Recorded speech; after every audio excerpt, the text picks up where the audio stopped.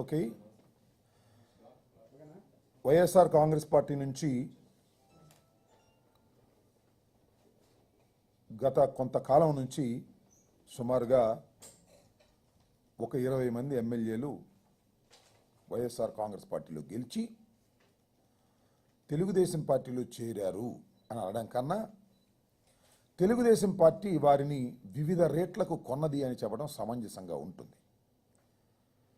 సరే, చంద్రబాబు నాయుడు గారు అవినీతి సొమ్ము సంపాదించారు, రేటు కట్టి వైఎస్ఆర్ కాంగ్రెస్ పార్టీ ఫ్యాను గుర్తు మీద గెలిచినటువంటి శాసనసభ్యుల్ని బేరాలాడి ఒక్కొక్కరికి ఒక్కో రేట్లు ఇచ్చి కొని వారి పార్టీలోకి తీసుకున్నారు.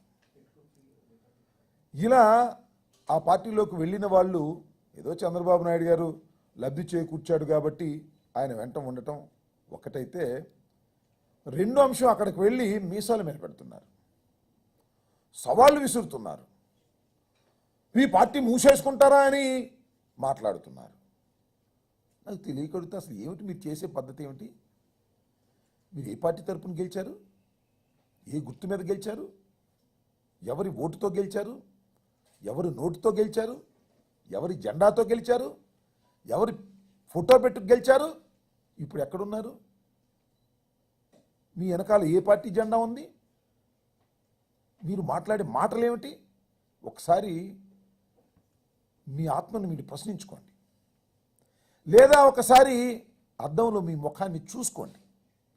సిగ్గు ఎగ్గు లేకోకుండా, నీతి నియమం లేకోకుండా, నైతిక విలువలు లేకోకుండా చట్టాలని ఉల్లంఘిస్తూ బహిరంగంగా తొడలు కొట్టి సవాలు చేస్తున్నారు.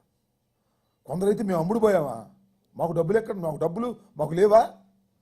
మా తాతలు కూడా డబ్బులు సంపాదించారు, మా నాన్నలు డబ్బులు సంపాదించారు, మేము బాగా కోటీశ్వరులవి, మా తాతలు నేతులు తాగారు, మా మూతులు వాసన చూడండి అంటున్నారు.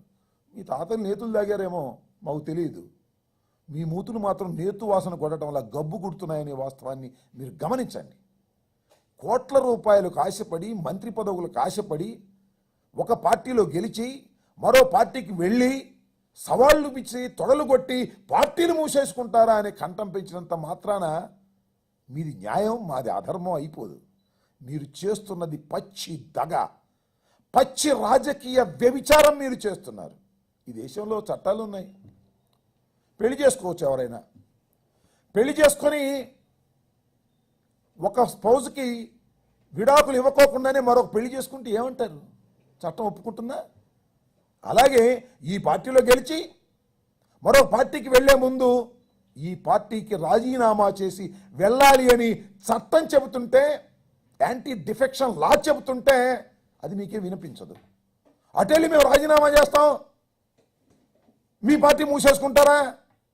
నేను ఒకటే చెప్తున్నా, 67 మంది శాసనసభ్యుల్లో 20 మంది వెళ్ళినా కూడా వైఎస్ఆర్ కాంగ్రెస్ పార్టీ ఏమీ కంగారు పడలేదు, వన్య కూడా ఏమీ తగ్గలేదు, మరింతగా పెరుగుతున్నదనే వాస్తవాన్ని గమనించలేకపోతున్నారు. మీరు మీ స్వార్థం కోసం, మీ రాజకీయం కోసం, డబ్బుల కోసం, పదవుల కోసం అమ్ముడుపోయిన మీరు జగన్మోహన్ రెడ్డి గారి గురించి విమర్శిస్తారు. జగన్మోహన్ రెడ్డి గారు మనుషు ఎవరి మాట వినరట, ఆయన గురించి అవాకులు చవాకులు పెడుతున్నారు, ఆయన ఆస్తుల గురించి మాట్లాడుతున్నారు. ఇలా నీచంగా అమ్ముడుపోయేటటువంటి సంస్కృతి జగన్మోహన్ రెడ్డి గారికి కానీ వారి కుటుంబానికి లేదని మనం చేస్తున్నా.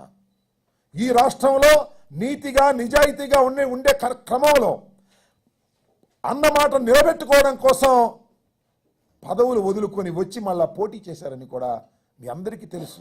అప్పుడు శభాషాన్ని కొట్టి ఆయన చుట్టూరా చేరి ఆయన వెంటనే తిరిగి సీట్లు సంపాదించి గెలుపొంది అధికారంలోకి రాపోయేసరికి అవతలేదో జరిగిపోతుందని మట్టమ్ముకోవచ్చనో, ఇసుకమ్ముకోవచ్చనో, రోడ్డుల్లో కమిషన్ కాజేయవచ్చునని ఆశపడి వెళ్ళిన మీకు నైతిక విలువలు ఏం తెలుసు అంటున్నా? మీరా జగన్మోహన్ రెడ్డి గారి గురించి, వైఎస్ఆర్ కాంగ్రెస్ పార్టీ గురించి మాట్లాడేది? నేను ఒకటి మనవి చేస్తున్నా, శోభా నాగిరెడ్డి గారు పాపం లేరు, ఆమె ఏ పార్టీలో గెలిచిందండి? ఇంతకుముందు పీఆర్పీలో గెలిచింది. పీఆర్పీలో గెలిస్తే పీఆర్పీని కాంగ్రెస్లో విలీనం చేస్తే వైఎస్ఆర్ కాంగ్రెస్ పార్టీలోకి వచ్చింది. ఒక్క శోభా నాగిరెడ్డి గారే కాదు, కాంగ్రెస్ నుంచి వచ్చినటువంటి శాసనసభ్యులు, తెలుగుదేశం పార్టీ నుంచి వచ్చిన శాసనసభ్యులు అందరినీ రాజీనామా చేయించి నిలబెట్టి గెలిపించుకున్నటువంటి చరిత్ర కలిగినటువంటిది వైఎస్ఆర్ కాంగ్రెస్ పార్టీ. ఆ మాత్రం జ్ఞానం లేదా మీకంటున్నా? ఇలాంటి అవాకులు చవాకులు పేలి చాలా గొప్పవాళ్ళమని అనుకుంటే సరిపోయిందా? చంద్రబాబు నాయుడు రాసిచ్చిన స్క్రిప్ట్ చదివేస్తే సరిపోదు.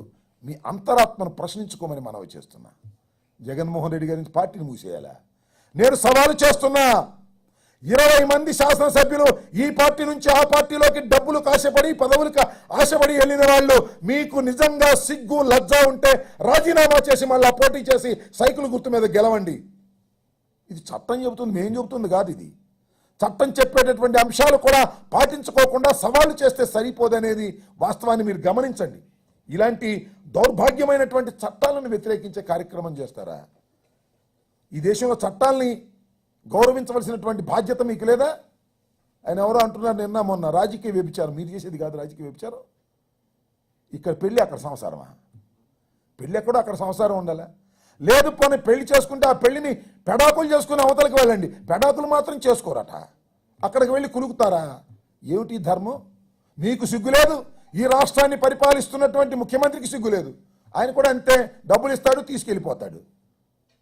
నేను అడుగుతున్నా, నైతిక విలువలు చట్టాలని గౌరవించలేని ముఖ్యమంత్రి, నైతిక విలువల్ని చట్టాలని గౌరవించలేని శాసనసభ్యులు, మీకు జగన్మోహన్ రెడ్డి గురించి మాట్లాడే హక్కు ఎక్కడున్నది? వైఎస్ఆర్ కాంగ్రెస్ పార్టీ నుంచి గురించి మాట్లాడే హక్కు మీకు ఎక్కడున్నది? ఒకసారి ఆలోచన చేసుకోండి మాట్లాడే ముందని మనం చేస్తున్నా.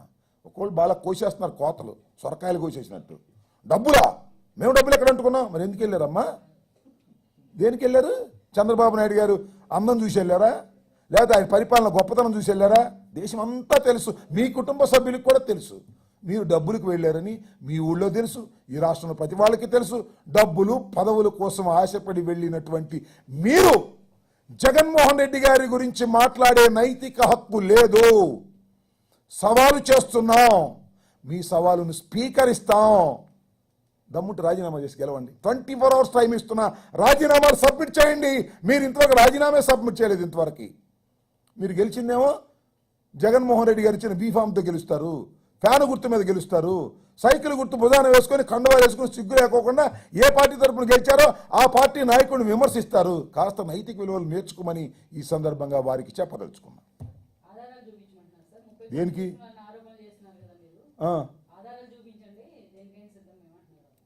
ఆధారాలా? మరి ఎందుకు వెళ్ళారో వాళ్ళ ఆధారాలు చూపించమంటే సరిపోతుంది. వాళ్ళు ఎందుకు వెళ్ళారు? వెళ్ళిన వాళ్ళు చట్టాన్ని ఎందుకు ఉల్లంఘిస్తున్నారు? చట్టం ఉందా లేదా ఈ దేశంలో? ఎవరైనా ఒక పార్టీలో గెలిచి మరొక పార్టీలోకి వెళితే ఈ పార్టీ సభ్యత్వానికి రాజీనామా చేయాలి. చేయకపోతే స్పీకర్ దాన్ని రద్దు చేయాలి. స్పీకర్ రద్దు చేయడు, ఈయనేమో రాజీనామా చేయడు. మరి ఎందుకు పార్టీ మారారు మీరు? ఇవాళ అంటున్నారు పాపం ఎన్నికలకు వస్తాం. రారే, రండి నాయన, మీ దగ్గర బాగా డబ్బులున్నాయి కదా, ఓట్లు కొనొచ్చు కదా బ్రహ్మాండంగా అనే ధైర్యం కూడా ఉంది కదా మీకు. మరి ఎందుకు రాలేకపోతున్నారు? చీపిరి కట్టలిచ్చుకొని కొడతారు ప్రజలు పార్టీలు మారిన వాళ్ళని, మళ్ళా ఓట్లుకెళితే అనేటువంటి భయం తప్ప ఏమైనా ఉందా మీకు? ఆధారాలు చూపించాలి మీరు డబ్బులు తీసుకున్నట్టు. చంద్రబాబు నాయుడు గారు డబ్బులు ఇచ్చే మనిషి కదా పాపం, ఆయన చాలా గొప్పోడు, నీతి నిజాయితీగా ఉన్నాడు. తెలంగాణలో ఒక ఎమ్మెల్సీకి 5 కోట్లు బేరం ఆడాడు.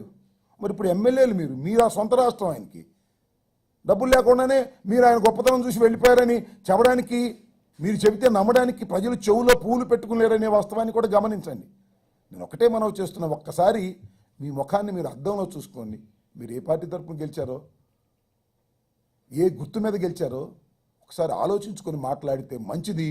మితిమీరి మాట్లాడకండి. మీరు చేసింది దొంగ పని, మీరు దొంగలు, డబ్బులు తీసుకొని వెళ్ళారు. అది మీ అంతరాత్మకు తెలుసు, చంద్రబాబుకు తెలుసు, రాష్ట్రంలో ప్రజలందరికీ తెలుసు. ఇంకా నిరూపణ కావాలంటే కుదరదు. భూమానాగిరెడ్డి గారు కానీ, జ్యోతుల నెహ్రూ గారు కానీ, లేకపోతే ఎవరైనా ఈ పార్టీ నుంచి ఆ పార్టీకి వెళ్ళినటువంటి 20 మందిలో ఎవరు సవాలు చేసినా ఇదే సమాధానం. ఊరికి సవాలు చేయటం కాదు ధైర్యం, మీకు పౌరుషం ఉంటే రాజీనామా చేయండి అంటున్నా. మా పార్టీ తరపున గెలిచి ఆ పార్టీలోకి వెళ్ళి ఇంకా సవాళ్ళు ఏంటి? సిగ్గులేక రాజీనామా చేసి సవాల్ చేయండి. బ్రహ్మాండం, ఒప్పుకుంటాం. శభాష్, చాలా గొప్పవారు మీరని ఒప్పుకుంటాం. మీకు నైతిక విలువలు ఉన్నాయని